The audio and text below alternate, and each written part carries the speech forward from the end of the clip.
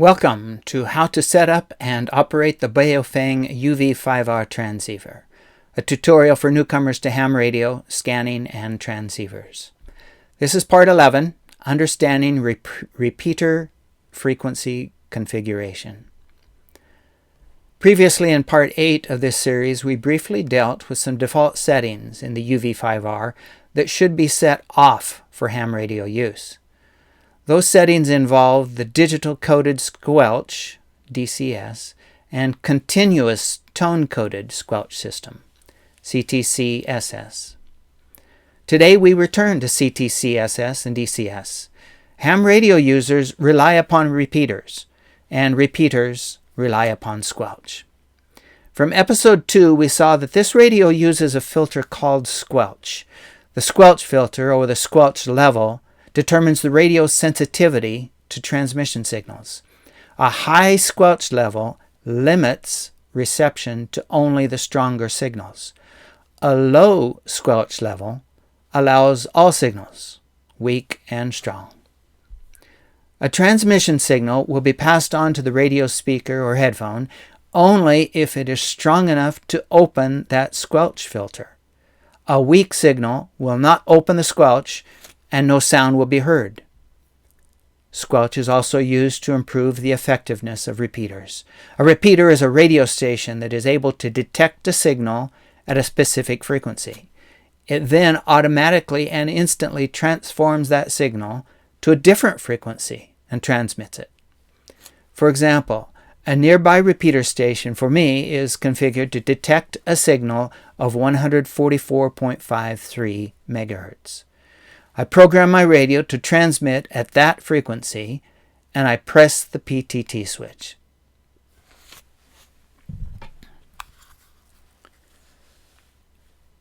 KJ7 PPX signal report. I've identified myself using my call sign, and I've requested a response from anyone who may be listening in on that frequency. The repeater is configured to detect my transmission and instantly rebroadcast it at a different frequency, 145.13 megahertz. Another radio operator within range of the repeater's transmission hears my request.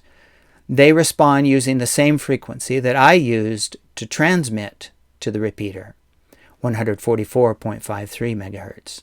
They say, KJ7 PPX, this is N7 TMS.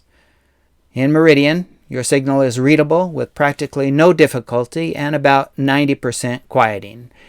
N7 TMS. Notice that they respond first by repeating my call sign. Then they identify themselves with their call sign. This is the normal way of making a transmission to a specific station. A friend once helped me remember the order by saying that it follows this pattern. Hey you, this is me. So I acknowledge the signal report.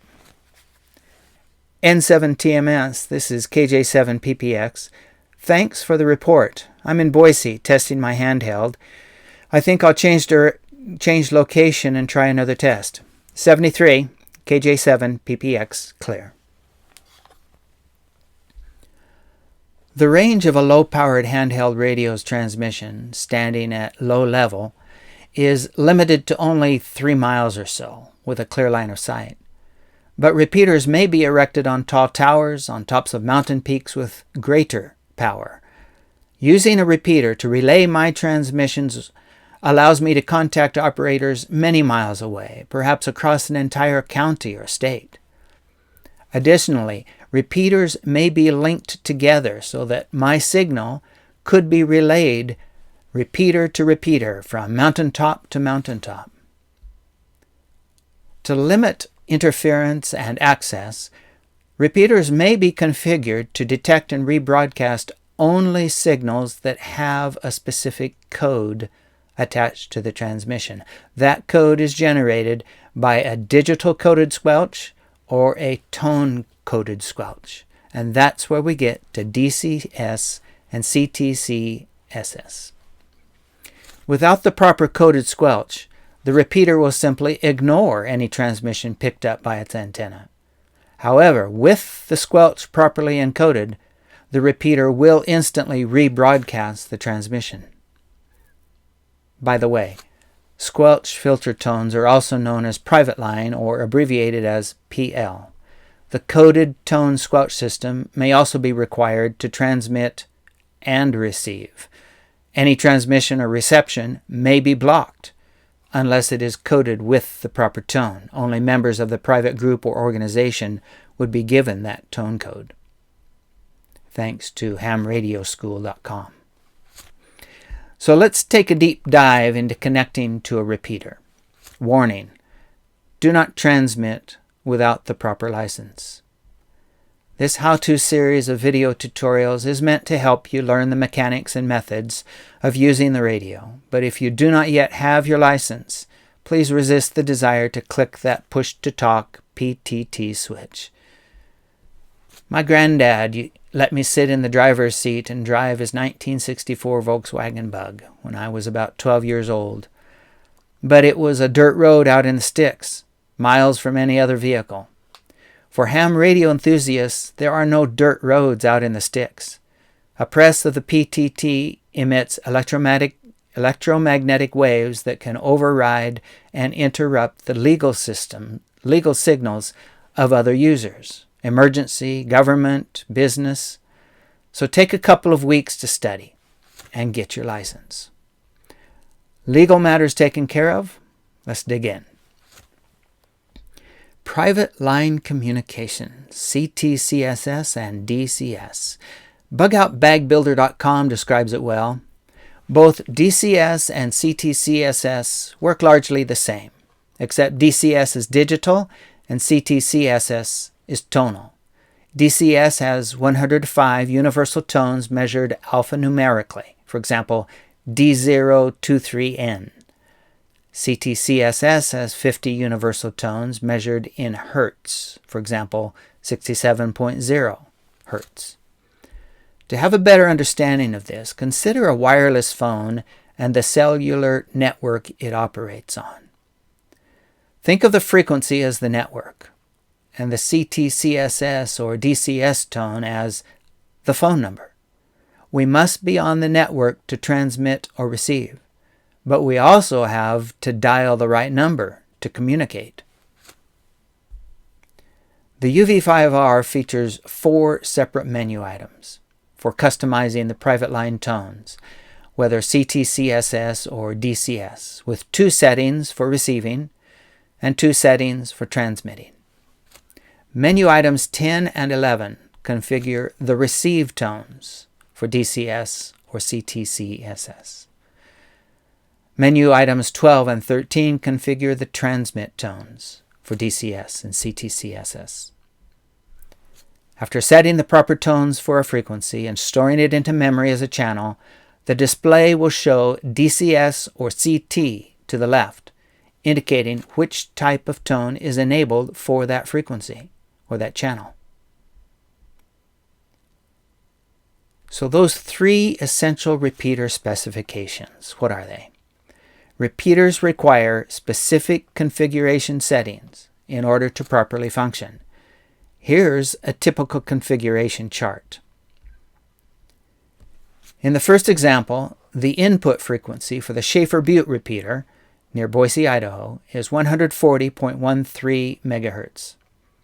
The output frequency must be 0.6 megahertz lower, 144.530 megahertz. Input means the frequency that will be going in your radio. Output means the frequency that must go out of your radio in order to connect with the repeater. There are only 3 critical datum needed to access the Schaefer-Butte repeater: input, offset, and the tone. Note, some repeater stations do not require a tone. In that case, you only need the input and offset data. The tone required for the Schaefer-Butte repeater is shown as 110.9 Hertz, obviously using the CTCSS tone system. The permitted usage of the repeater is open, meaning public access is allowed. In all of the repeater configuration charts I've seen, the first frequency listed is always the input frequency, the frequency that will be going into your radio. The input frequency is what you use to receive the signal from the repeater on your radio.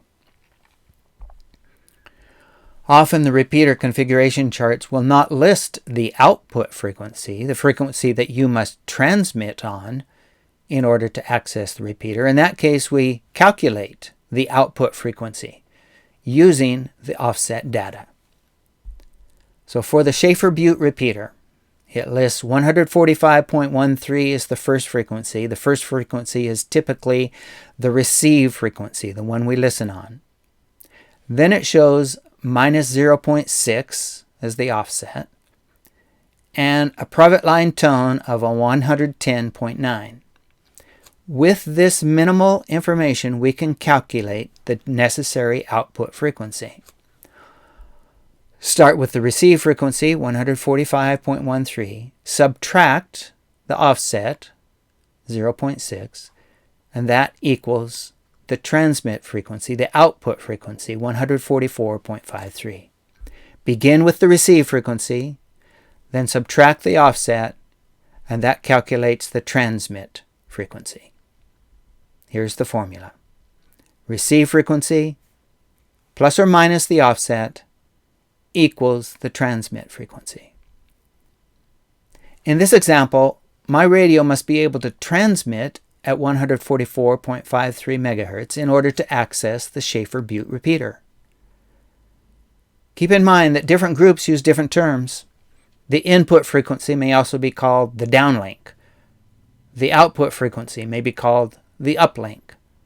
The tone setting may be called the uplink tone or private listening tone. I've also seen repeater configuration charts that list the input frequency as the receive frequency and the output frequency as the transmit frequency, omitting the offset data, effectively doing the calculation for you. Let's look at the offset values again. The Schaefer-Butte repeater has a negative offset value. The Siemens-Gulch repeater has a positive offset value. The minus sign shows that the offset value is subtracted from the input frequency value. The positive sign indicates that the offset value is added to the input frequency value. This is called the offset shift direction, and it's usually indicated with a negative or positive sign. And there are typical offset shift directions. For the 2-meter VHF, any frequency below 147 megahertz is negative. Anything above 147 megahertz is positive. Any frequency that you're listening to that is below 445 megahertz, the offset will be positive. You'll be adding the offset to that listening frequency. Any receiving frequency of 440 that's above 445 megahertz will be negative. You'll be subtracting it. That information is thanks to multnomaaries.org. Quick review so far. A repeater is a combination of a radio receiver and radio transmitter. It receives a signal and retransmits it so that the signal can gain range or get over a mountain. They actually use two frequencies, one for operators to receive on and one for the operators to transmit with. There can be two tones, one for transmitting and one for receiving. Some reference guides may use different terms, tone in and tone out. Very often there is no squelch tone for receiving. In the examples above, there is, but if there is only one number listed for the tone, one value listed for the tone, then assume it's for transmitting with. Some repeaters use different tonal frequency systems that are not CTCSS or DCS. Those other systems cannot be programmed into the UV-5R. So now let's find a repeater. Look up local repeaters for your area at repeaterbook.com and program a channel. You would open a browser, search for a repeater book, select repeaterbook.com. It's free to use the site. You can register with the site using your call sign. Registration allows features that are helpful for users that are licensed to transmit. When I did it, I selected North American repeaters, view the map, select your state.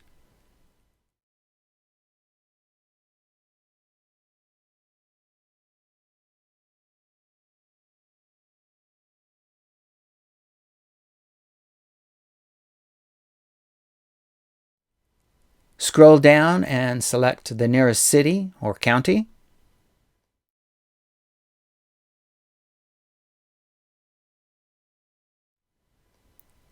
Scroll to a VHF or UHF frequency range, 144 to 148 or 420 to 450. Select the nearest repeater that is listed as open. Click on the frequency to open the configuration settings for that repeater.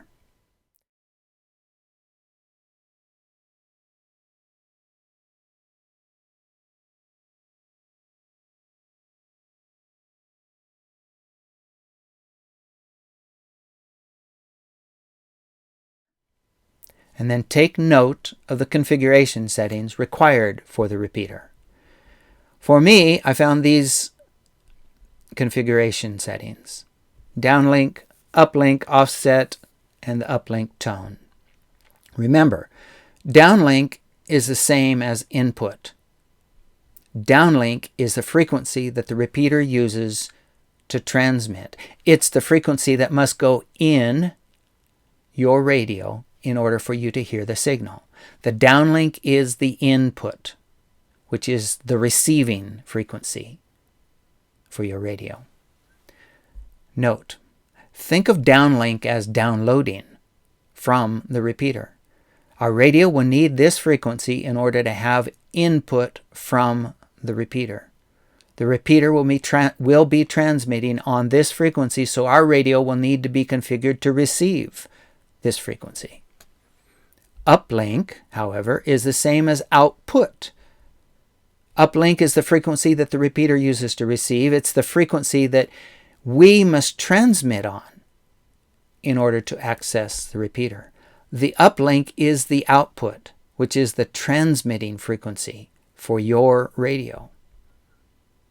Note, think of uplink as uploading to the repeater. Our radio will need to be configured to transmit on this frequency so that the repeater can receive our signal. This is the frequency we use to output our signal to the repeater. Hear first, then speak. First, we need to be able to hear the repeater, then we need to be able to speak to the repeater. Hear first, then speak. That is the order in which we will be programming our radio. Receiving frequency first, so we can hear, then the transmitting frequency, so we can speak. By the way, this is similar to the recommended practice when you're going to press the push-to-talk PTT switch. Listen first, then speak. Radio transceivers are not like cell phones. You must avoid talking over others or interrupting them. Listen for at least 3 seconds to ensure the channel is not in use. Then transmit your message. Listen first, then speak. If necessary, when you pull up a page on repeaterbook.com, you may need to calculate for yourself the transmit frequency. Remember that a negative offset value is subtracted from the receiving frequency. A positive offset value is added to the receiving frequency. In the example we've been working with, the offset is negative, so downlink minus offset equals the uplink. In other words, receive minus offset equals transmit. 145.13 minus 144.6 equals 144.53. Now, consider the uplink tone. Our radio must transmit the correct uplink tone to open the squelch on the repeater. The repeater may also use this tone when it transmits, so we can configure our radio to listen for that tone and only open the squelch on our radio when it is detected. Uplink tone may also be described as PL tone, private listening tone. If the repeater shows no tone required, we do not need our radio to transmit a tone. We only need to transmit on the uplink frequency, and the repeater will receive our signal and then transmit it back to us automatically. Typically, there is no need for your radio to have a tone coded for receiving. Usually, you're best off if you set your DCS or CTCSS receive tones off. Once again, important warning. Please don't test the repeater unless you have a proper amateur radio license. Once you get your license and you get your repeater's frequencies programmed into your radio, then you can try breaking the squelch. That's thanks to Major.io. That's it. Only 3 essential pieces of information are needed: input, offset, and tone. Remember that some repeater stations may use different terms, such as receive, offset, and PL. Other stations may skip the offset and simply list the receive, tone, and transmit frequencies. If there is only one value listed for the tone, assume it's for the transmit tone. Remember to note the plus or minus indicator attached to the offset value. And that's all for now, 73.